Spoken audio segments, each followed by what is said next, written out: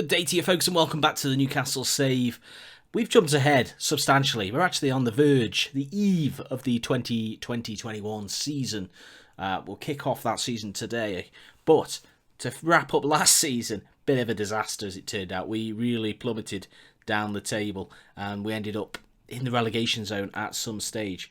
For quite some stage. It won't actually show me the track positions, sadly.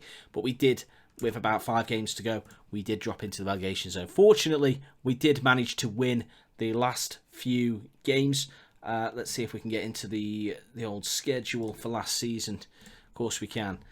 So you can see the results, not great. We had big runs without victories, but we did manage to win the last 3 games of the season, and that puts clear daylight between us and the bottom 3, thankfully. We actually finished in 15th place, which at one point looked as though it was going to be well out of reach. Only a few points actually off 12th, so yeah, we had bad times, but we showed a few glimpses of quality at the end of the season. The biggest concern for me, 79 goals conceded, pretty much puts us the 3rd highest in the division, whereas, goals scored.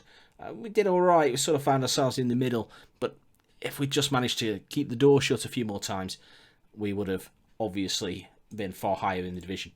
Liverpool winning the league with 97 points again. It looked as though they were going to throw it away at one point. Liverpool actually dropped below Man City after back-to-back defeats to Everton, who finished 3rd. Credit to them. Well done, Marco Silva. You're not always trash. And Manchester City beat them as well. But on the last day, they managed to secure the title, albeit against... Who did they play? They played Burnley, who were finished rock bottom, so it was a bit of a gimme. And they actually won the FA Cup, the Champions League, the League Cup, and everything basically. They just won everything. Let's just leave it there. They won every trophy available. So Jurgen Klopp has completed FM in 1 season. Well played to him. Let's deal with our signings though. Our transfers. I've got a little bit of a wrap up for you, so let's jump to that. And so here we go then, the recruitment for 2021. 2020-21 season. We spent a massive £102 million for what will be our 2nd season in charge of the Magpies. Newcastle United, probably going to be the last. But let's have a rundown of the men who will support our charge for something a little bit better than 15th place. Jetro Willems, we had him on loan last year. He's signed permanently for an agreed fee of £7 million from Frankfurt. Did all right for his last season. Assist leader, 10 assists he got. Hopefully he can continue in that vein. It just seemed as though £7 million probably doesn't buy you a lot of player, but it bought us Jetro Willems. Hard pushed to probably get better for that kind of value, so we brought him in. And next, the boy from Hamburg, the Dutch centre-half, Rick van Drongelen. Probably not said that. That £4.5 million is an absolute bargain. The scouts kept recommending the boy. Can also play at left-back, but we'll be using him in centre-half. That's the idea anyway. So signed on a permanent deal there, the centre-half. A little bit concerned that we didn't really have a great amount of quality in defensive areas. So, yeah, keen to strengthen that. And that continues with this chap from Ajax, Noussair Mazraoui, £24.5 million from Ajax. If you've watched any of the Ajax's success stories recently, you're probably aware of this guy. Right back, comes in to replace DeAndre Yedlin and whoever else we had at the right back, Kraft. So I think we're trying to boost that quality. The Moroccan right back coming in there, big fee. And equally big fee, John McGinn, Aston Villa relegated, of course, so centre midfielder coming in, Scottish, £21 million. Just gives us that extra security in the middle of the park. A big fee, but this is Premier League football. You can't stand still, and with the new board, they've decided to back us. Brad Smith, the next man, left back. Sort of a backup, £5.25 million from Bournemouth. Never really gets his fair crack of the whip. He probably won't do here, to be fair, but he's in. We didn't really see the need to keep around our previous left backs. Obviously, we've got Jetro in permanent now, and I can't even remember who the backup was, but they've gone. So Brad Smith comes in, and hopefully will do a decent job when required. We move into midfield now. Harry Wilson secured on loan. Looking to play him on the right side, but if you're familiar with him, of course, which I'm sure you are, can play anywhere across the middle 3 in an attacking role, and he's got quite a few skills about him, free kicks and the ability to pick out a pass. So I think that's a good loan deal. Obviously, he was on loan at Bournemouth last year, gave us a few problems. So fingers crossed he can do the same for us. Into centre midfield now, the Kosovan Valon BERISHA joins for just £6 million. Seems like an absolute steal from Lazio. Good season for him last year. Comes into the Premier League for the first time. Not the youngest, but gives us that, again, that extra security in the centre of midfield. We've let a few of the players go, which I'll touch upon in a minute. So we just wanted to improve that quality rather than having to continue to rely on players like Isaac Hayden. That kind of affair. Back to centre of defence now. Abdou Diallo joins on loan from Paris Saint-Germain. Good youngster. PSG paid big money for him for Borussia a few years ago. Not really featured too much, but he has all the attributes to be a very good centre-half. So I'm confident that he'll do well for us, albeit on loan. Reiss Nelson also joins on loan. We picked this guy up in pre-season just because of a few injuries that we picked up, so I was a little bit concerned about squad depth. And Reiss Nelson fits the bill perfectly. Again, looking to exploit his ability and pace on that right flank. Another good loan deal. And of course, the man that everybody signs, Erling HAALAND, joins for £24.5 million. Centre forward to play up top in combination, perhaps, with Joelinton. He's not gone anywhere. So our strike force has improved, I feel, from last season. Joelinton and HAALAND will now vie for that number 9 jersey, effectively. The players out. We've raised £61 million in total sales. These are the notable ones. DeAndre Yedlin moved out for £10.75 million. There's the other left back. Paul Dummett moves to Stoke, recently promoted. £11.25 million. As a Stoke fan, wouldn't be happy if we made that kind of value kind of offer for Paul Dummett. Just personally, seems a lot of money. Isaac Hayden moves to Leicester again over nearly £12 million. Kevin Clark went to Al Ittihad in Saudi Arabia, £4.3 million. 2 players out to Copenhagen in Lejeune and Saive, never really getting chances. The best part of £6 million for those. A couple of loans in Muto out to Karabag and Atsu gone to Benevento. Zlatan Ibrahimovic retired. There are a few more players that have moved on, but then these are the notable ones, really. Yeah, you know, a few more squad players have departed the club, but for no real money. So, yeah, I think we've improved the squad. Let me know what you think, though, of the signings, and if anywhere that you think that we're still a little bit weak. We just need to crack on with the first game, don't we? So let's get straight to it. And so, yes, today's game, Watford at Vicarage Road. A game that we did win last season. It was one of the last few games that we played, so we actually won here by 3-0.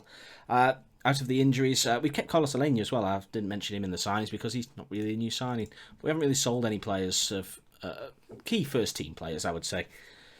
But there's a few players who aren't available. Berisha, Saint-Maximin, Diallo is out, and Alenia's away with Barcelona in the Olympics. Joelinton picked up an injury in pre-season, which we'll go into in just a second, so that definitely guarantees Haaland a debut today.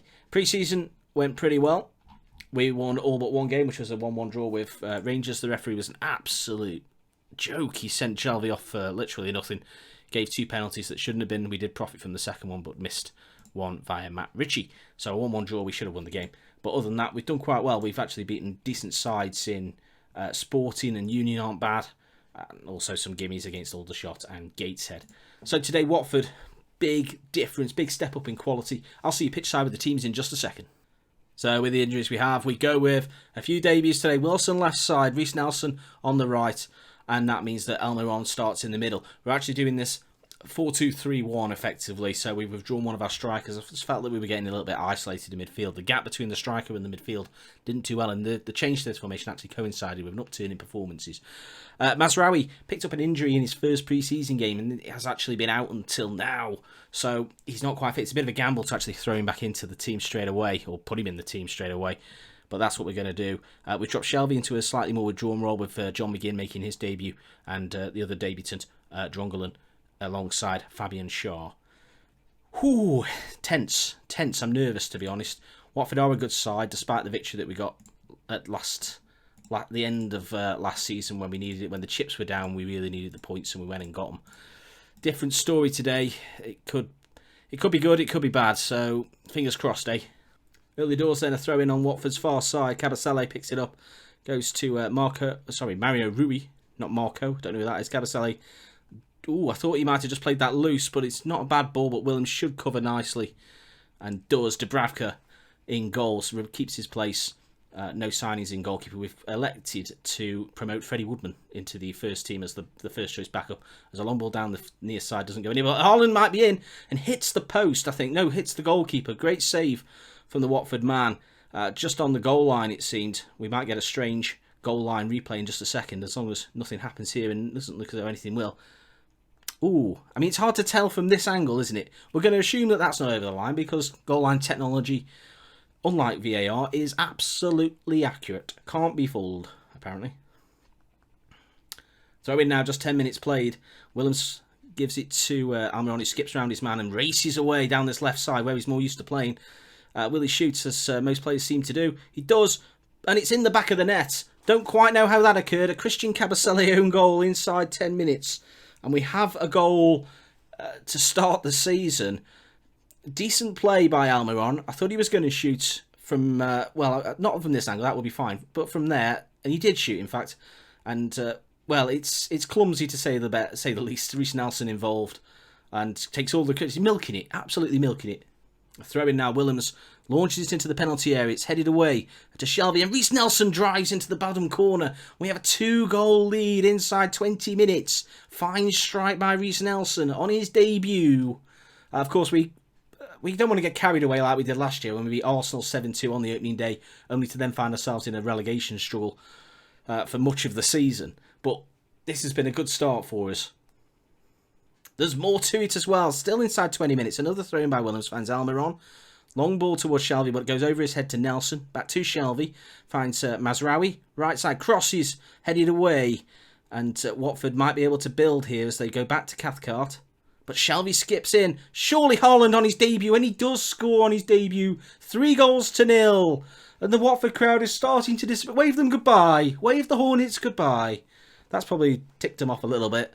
If Miles is watching and is pressing the recover button now for all Watford sides globally, then I can't blame him. Haaland there gives the Watford goalkeeper 0 chance from close range. Goal on his debut. Just before the half-hour mark then, a throw-in for Watford on the far side. Kabasele back to Mario Rui. Tackled, was he? No. Dawson goes long towards João Pedro. Mario Rui working his way into the penalty area and puts it into the side netting, as I'm sure you've seen many times if you've played him and playing FM20. Lots of strikes from tight angles.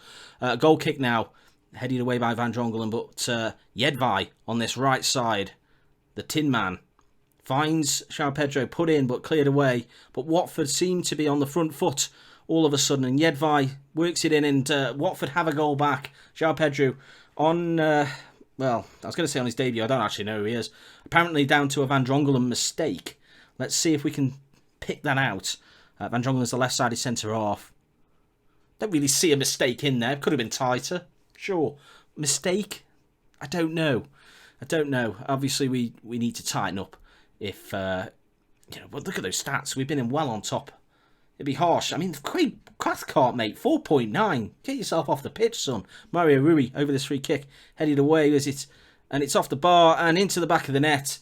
Watford have offered very little. It's an own goal from Fabian Schär, so we could do the own goals too. All of a sudden, our insurmountable lead has crumbled thanks to 2 fortuitous efforts, perhaps, from Watford there, off the crossbar.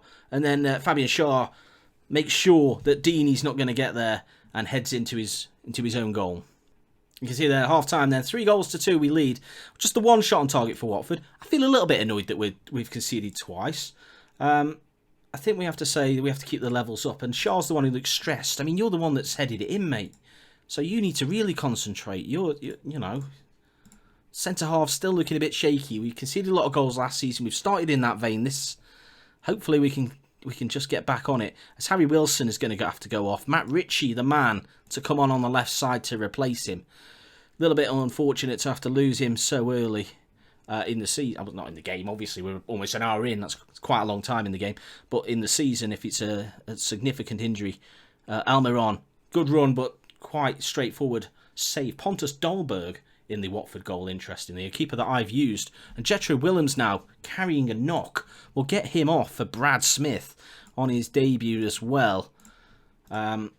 As Watford come forward, they've actually got a chance here, have they? As Dawson works across the goal. Crosses deep, and you just thought that was going to nestle in off Dubravka, but it's saved and over the top. as we make the change. And it's Bournemouth aren't involved. Forget Bournemouth. Watford are peppering us at the moment as Deeney just heads wide of the goal. I think we're gonna demand more from the boys at this point, because I can see, you can just see it, can't you? Van Drongelen struggling a little bit, 6.2, owing to the mistake that he made that I'm not sure I saw. You see, we don't really have a lot of depth in mid, rather up front to bring on, but we do have decent depth in other positions. So I think what we're going to do is we're going to get Mazraoui off for Kraft. We don't want to encourage another injury. There's another one though.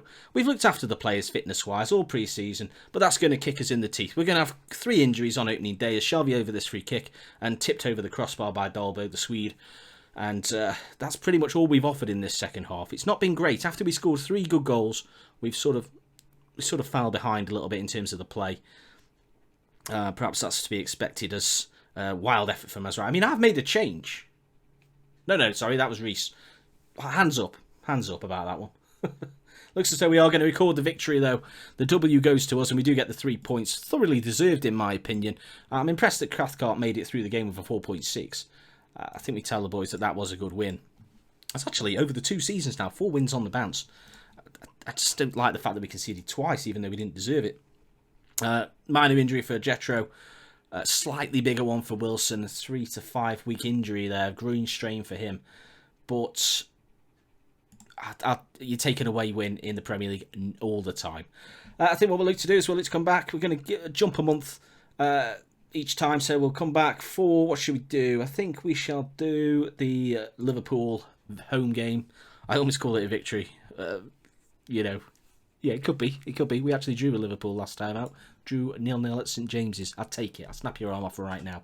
As I said, though, earlier in the video, do let me know about the signings. If you're happy with the deals that we've made. Have we paid too much? Have we paid good values? Have we sold for too little, or have we sold over? We actually had bids come in for John Joe Shelvey, 21 million. I accepted it from Norwich. He turned them down.